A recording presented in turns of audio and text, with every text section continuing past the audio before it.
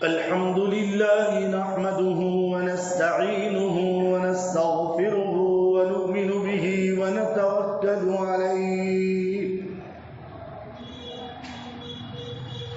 ونعوذ بالله من شرور أنفسنا ومن سيئات أعمالنا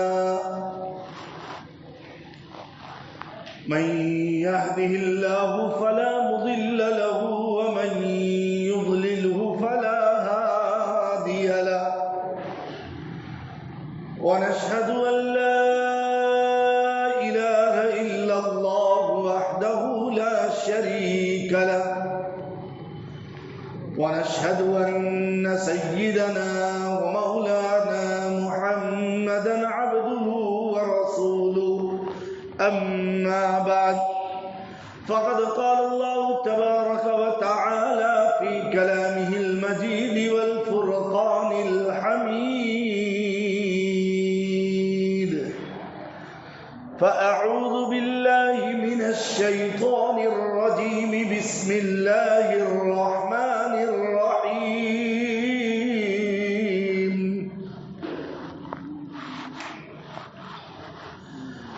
وعباد الرحمن الذين يمشون على الأرض هونا وإذا خاطبهم الجاهلون قالوا سلاما وقال النبي صلى الله عليه وسلم من تواضع لله فرفعه الله صدق الله مولانا العظيم وصدق رسوله النبي الكريم ونحن على ذلك لمن الشاهدين والشاكرين والحمد لله رب العالمين. معزز و موقر حضرات بزرگان عظام، نوجوانان ملت اسلامیہ، السلام علیکم ورحمۃ اللہ وبرکاتہ. گزشتہ ہفتے قتل اور خودکشی کے عنوان پر قرآن اور حدیث کی روشنی میں آپ کے سامنے باتیں کی گئی تھی. آج ہمارا موضوع ہے، ہمارا عنوان ہے کہ تواضع، عاجزی اور انکساری کتنی بڑی نعمت اور دولت ہے.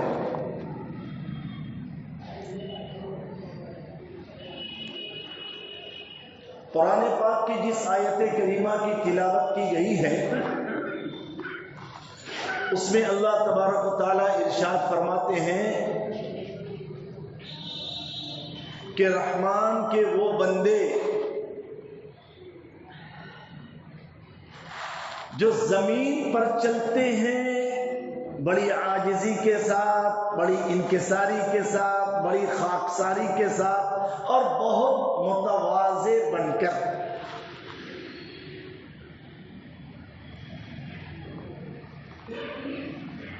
اللہ کے وہی بندے ہیں جن کے اندر عاجزی، انکساری ہے، خاکساری ہے، تواضع ہے اور اپنے آپ کو فنا کر دینا ہے.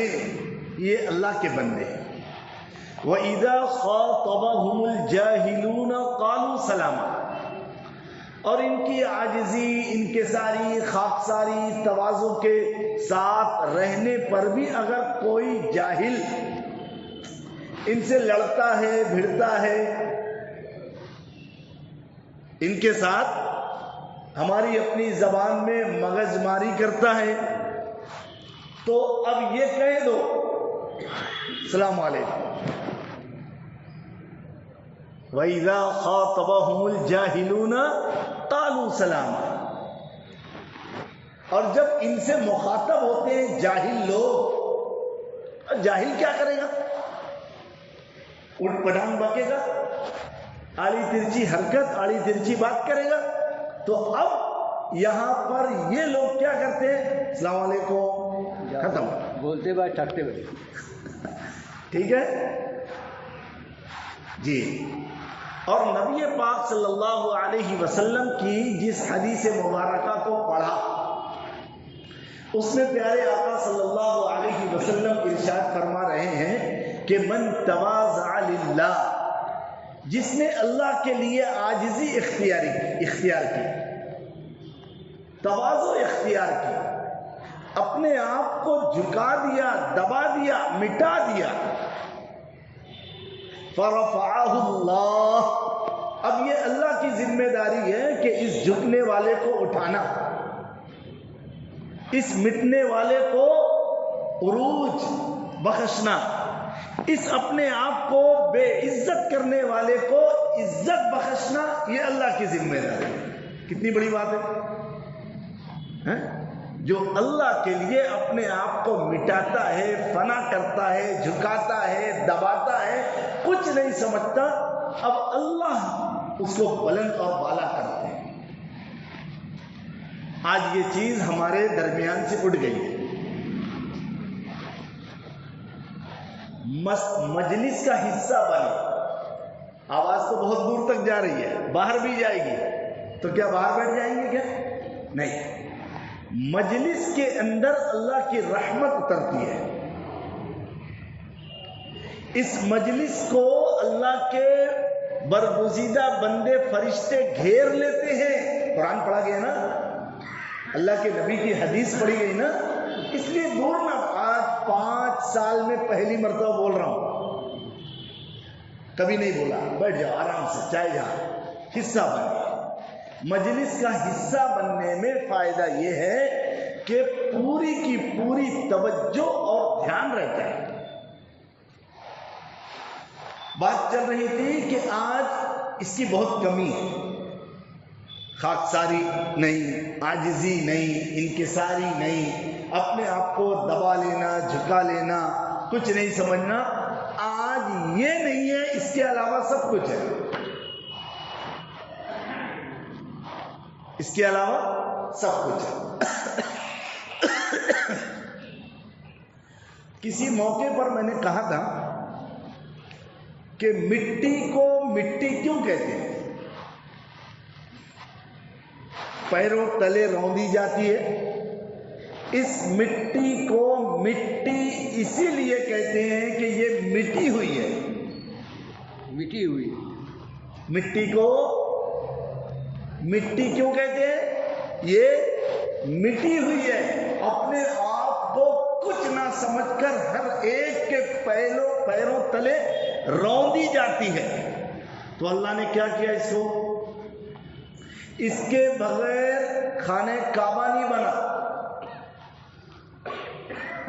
اس کے بغیر اللہ کا کوئی گھر مسجد کی شکل میں نہیں بنتا. اللہ نے اس مٹی کو اتنا مقام، مرتبہ، پوزیشن اور عظمت سے نوازا کہ دیکھ لو اس رحمانی مسجد کی اس دیواروں کے اندر مٹی ہے جو ہمارے سر سے اوپر ہے. یہ اللہ کی ذمہ داری ہے. نبی پاک صلی اللہ علیہ وسلم کی پوری زندگی اٹھا کر دیکھ لیں. انانیت، غرور، گھمنڈ، اپنے آپ کو بڑا بتلانا، سمجھنا دور دور تک آپ کو نہیں ملے گا. بلکہ مکہ سن 8 ہجری میں فتح ہوا. مکہ کب فتح ہوا؟ سن 8 ہجری میں. نبی پاک صلی اللہ علیہ وسلم کے ساتھ صحابہ کی بڑی تعداد اور لشکر جرار بھی ہے، ہتھیاروں سے لیس ہے. اب مدینہ سے چلے ہیں، مکہ کے اندر داخل ہو رہے ہیں. روایتوں میں ہے کہ کوئی ملک کا فاتح کیسے شان سے داخل ہوتا ہے؟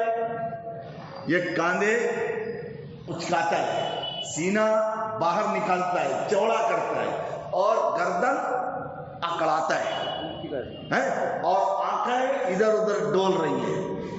یہ فاتح کی نشانی ہے.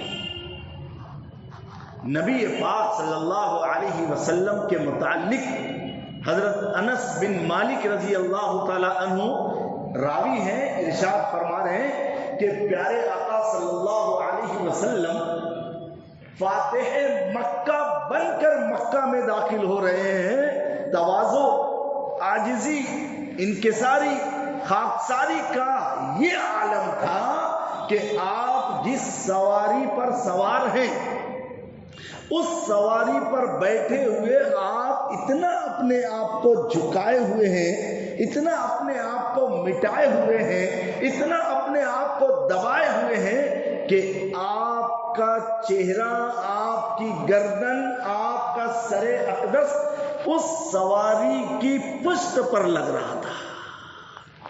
یہ ہے دونوں جہاں کے بادشاہ کا عالم کہ خاکساری اور عاجزی اگر کسی سے سیکھنا ہے تو اس فاتح مکہ سے سیکھو جس نے مکہ کو فتح کرنے کے بعد اتنی عاجزی انکساری سے مکہ میں داخل ہوا صلی اللہ علیہ وسلم. حضرت عائشہ صدیقہ رضی اللہ تعالی عنہا فرماتی ہیں کہ نبی پاک صلی اللہ علیہ وسلم گھر میں ایسے رہا کرتے تھے کہ اپنے پھٹے ہوئے کپڑوں کو خود سی لیتے تھے. دونوں جہاں کے شہنشاہ کا یہ حال ہے. گھر میں کیا سبزی ترکاری، کیا کھانا پکانا، وقتاً فوقتاً موقع جب ملتا تھا تو اس میں ہاتھ بٹاتے تھے. گھر کے اندر جھاڑو دینا ہے، نبی پاک صلی اللہ علیہ وسلم نے جھاڑو دے دیا.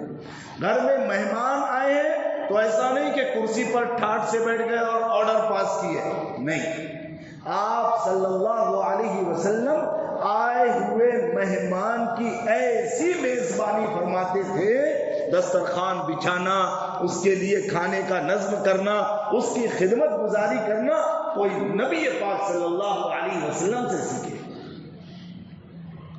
پوری زندگی آپ صلی اللہ علیہ وسلم کی ایسی عاجزی اور انکساری اور تواضع اور خاکساری کے ساتھ گزری.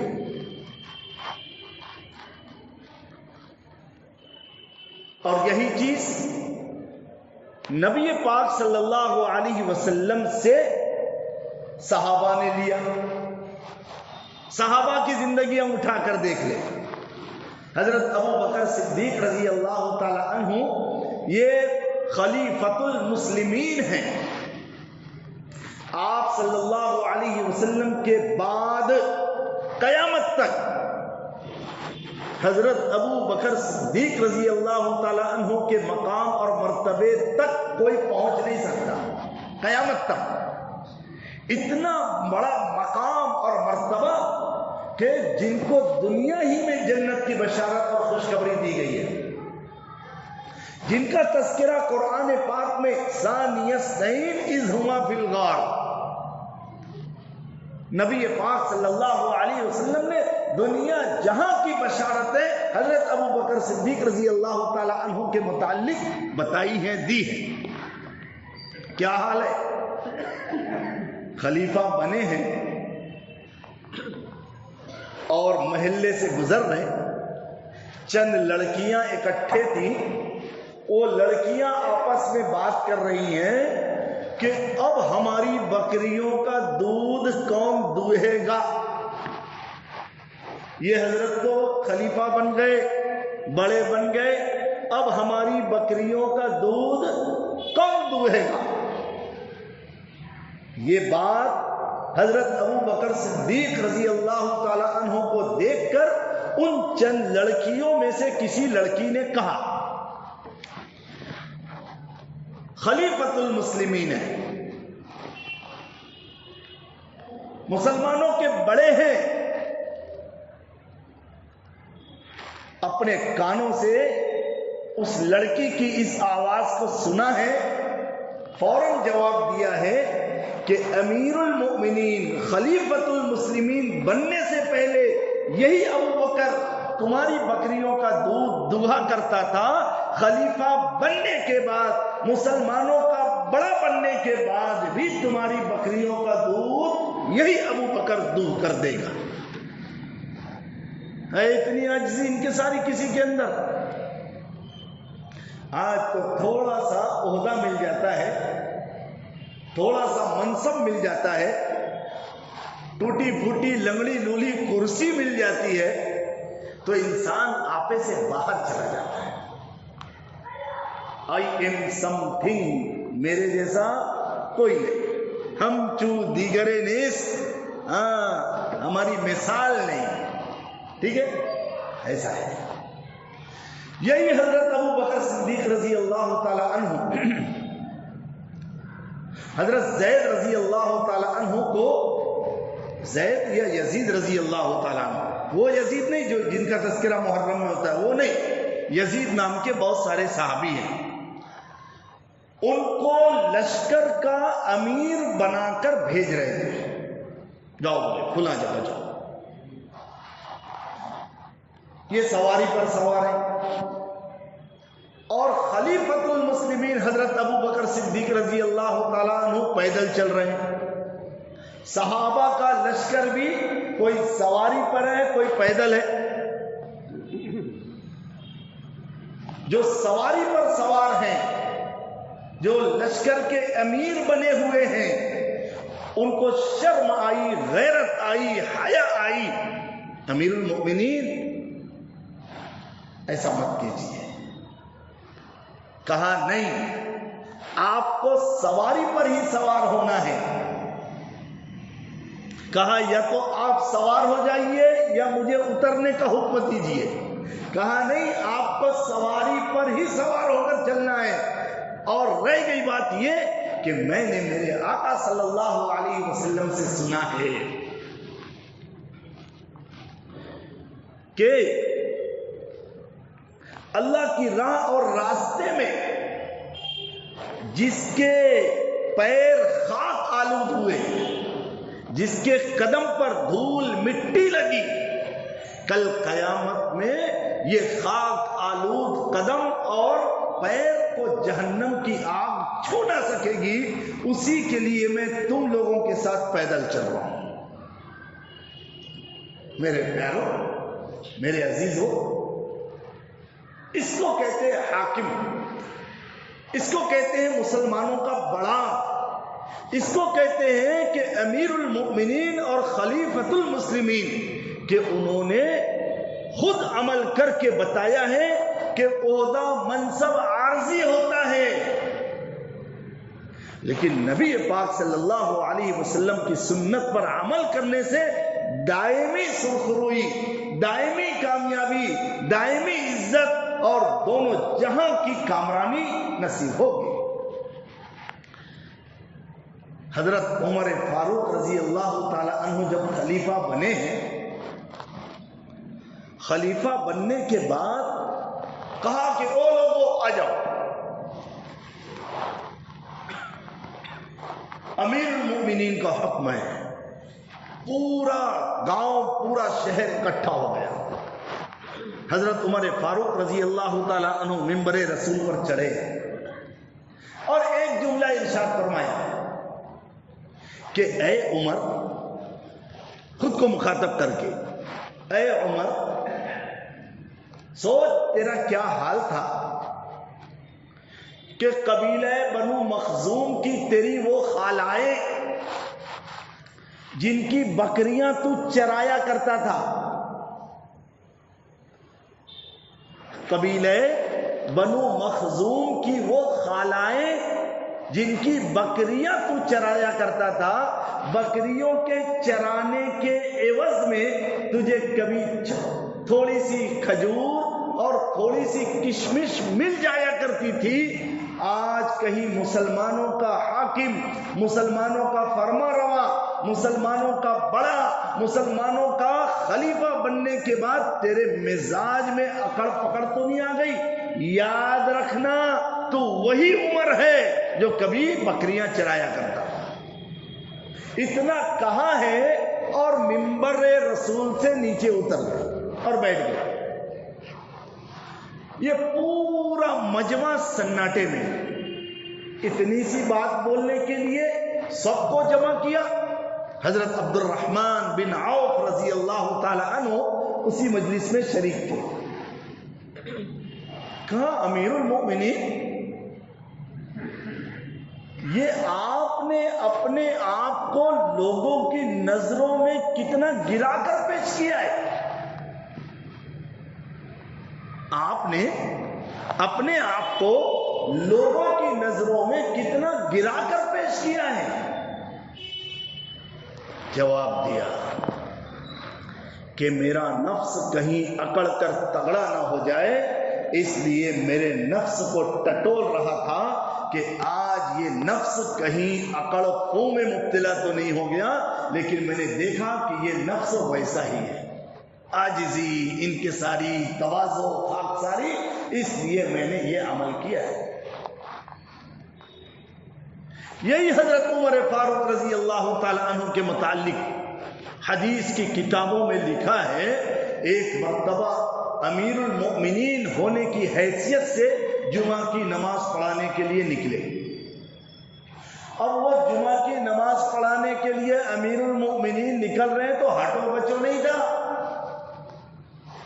ہٹو بچو نہیں تھا، وہ چل رہے۔ ایک مکان کے پرنالے سے،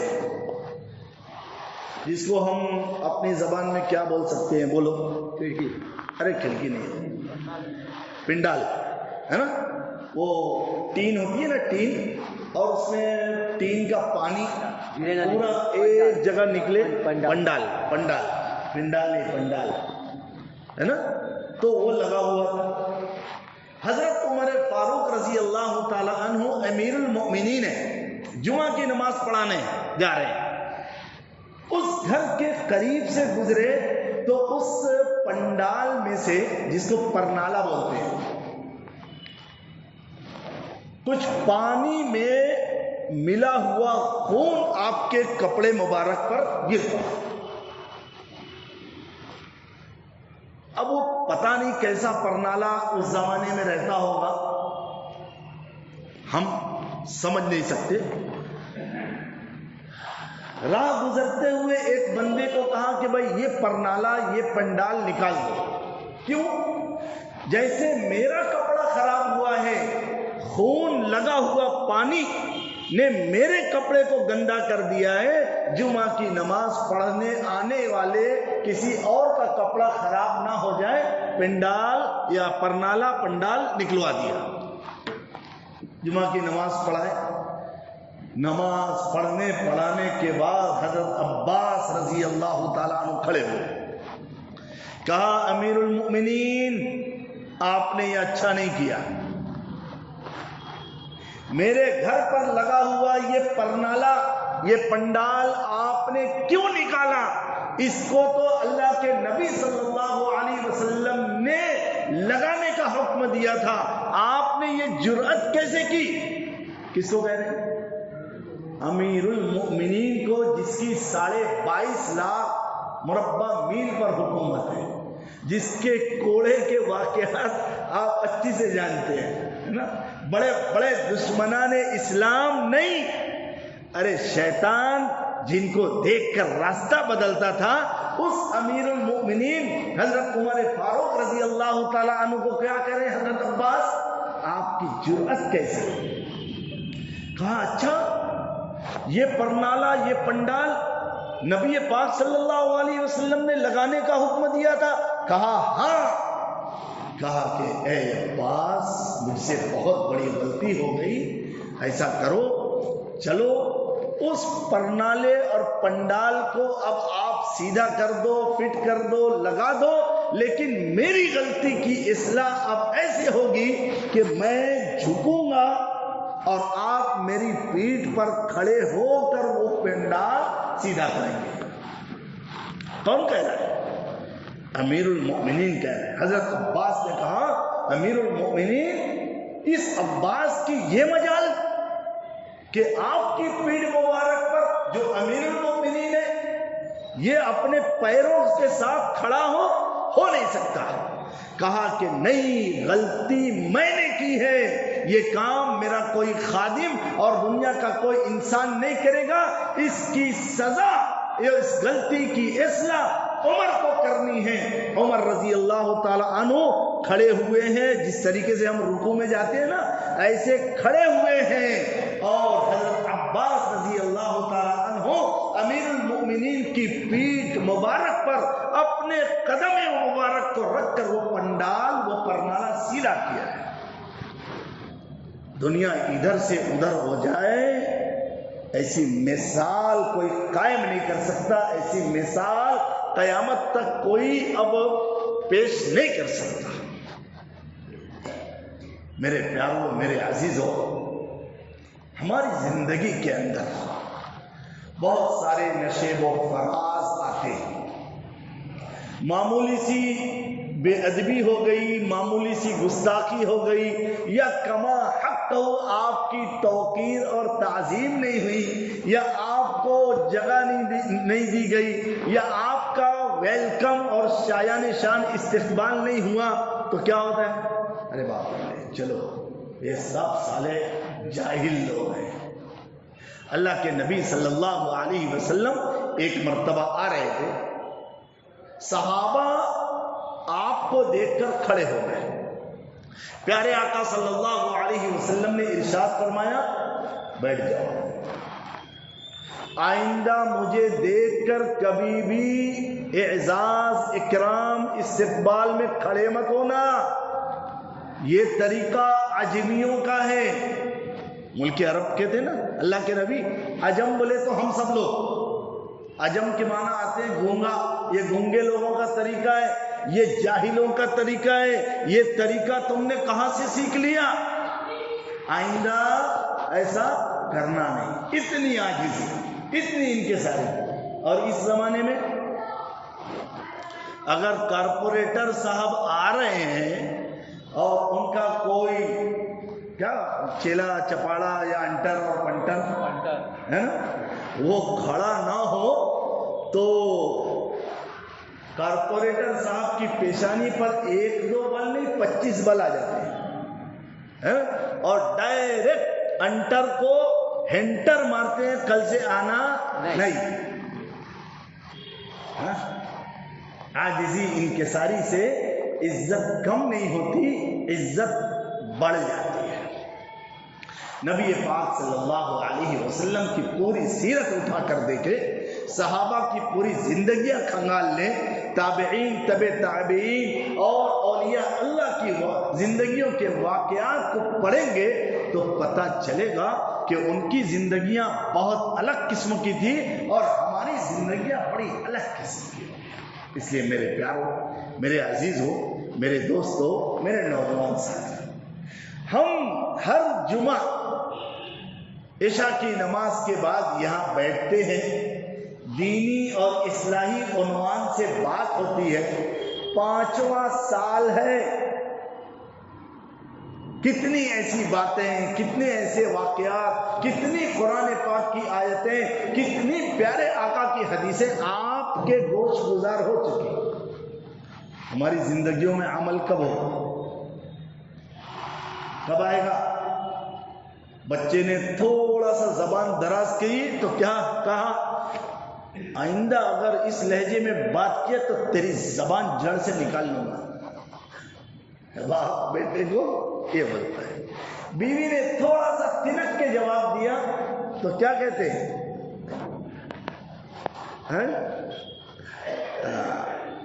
ایک دم آپے سے باہر۔ بے قابو. یہی سب لفڑے جھگڑے اور یہی سب معاملات کی وجہ سے تو آج ہمارے شہر کا حال یہ بن چکا ہے کہ کوئی کسی کی سنتا نہیں، کوئی کسی کی مانتا نہیں. چل شیخ اپنی دیکھ، بہت بڑا آیا، بہت بڑا بننے آیا ہے نا. اس لیے ہم فکر کریں، کوشش کریں، محنت کریں، اپنے آپ کو اللہ کے حکموں کے تابع اور پیارے آقا صلی اللہ علیہ وسلم کے بتائے ہوئے اصول اور کیے ہوئے عمل کے مطابق اپنی زندگیوں کو ڈھالیں. کریں گے انشاءاللہ. اللہ رب العزت کہنے سننے سے زیادہ عمل کی توفیق نصیب فرمائے. آپ حضرات سے ایک گزارش ہے، کام کس کو نہیں، ہر ایک کو، لیکن بندہ اگر ایک بالشت اپنے خالق کی طرف بڑھتا ہے تو اللہ 2 بالش بول لو یا 1 ہاتھ بول لو بڑھتے ہیں. اور بندہ اگر اپنے قدم کو پیچھے کرتا ہے تو اس کی عادت لگ جانے کی وجہ سے، دین کی بات سننے کا مزاج نہ بننے کی وجہ سے دین پر عمل کرنا اس کے لیے بڑا مشکل ہو جاتا ہے. ہماری اپنی مجلس کے اندر بہت سارے افراد، چاہے بزرگ بولو، جوان بولو، پہلے رہا کرتے تھے، رہتے تھے، کسی وجہ سے یا ناغا کرنے کی نحوست کی وجہ سے اب وہ ایسی دینی اصلاحی پاکیزہ مجلس سے محروم ہو گئے. آپ ان کے لیے نمبر 1 دعا کیجئے، اور نمبر 2 اس کی تلافی کے لیے نئے ساتھیوں کو لانے کی کوشش کریں گے انشاءاللہ. اللہ رب العزت کہنے سننے سے زیادہ عمل کی توفیق نصیب فرمائے. درود شریف پڑھ لیں. اللہم صلی علی سیدنا مولانا محمد وعلی آل سیدنا مولانا محمد مبارک وسلم علیہ. پروردگار عالم رحم کا، کرم کا، عافیت کا، فضل کا معاملہ فرما. ہر طرح کی تواضع، عاجزی، انکساری، خاکساری، اپنے آپ کو دبانا، جھکانا، مٹانا، اللہ اس وصف خاص سے ہم سب کو متصف اور مزین اور آراستہ اور پیراستہ فرما. نبی پاک صلی اللہ علیہ وسلم دونوں جہاں کے شہنشاہ تھے، شہنشاہ ہیں. اللہ انہوں نے اتنی عاجزی انکساری والی زندگی گزاری ہے. پروردگار عالم اس کا کچھ حصہ ہمیں بھی نصیب فرما. خیر بھلائی مقدر فرما. روزی روزگار میں برکت اور وسعت کشادگی نصیب فرما. ہر طرح کی عافیت نصیب فرما. اپنی مدد اور نصرت شامل حال فرما.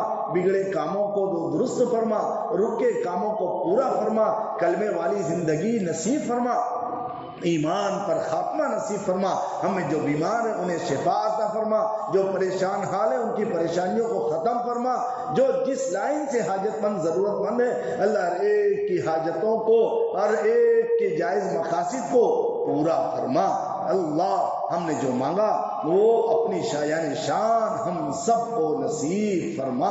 وصلی اللہ تعالی علی خیر خلقہ محمد وعلى آلہ واصحابہ اجمعین برحمتک یا ارحم الراحمین.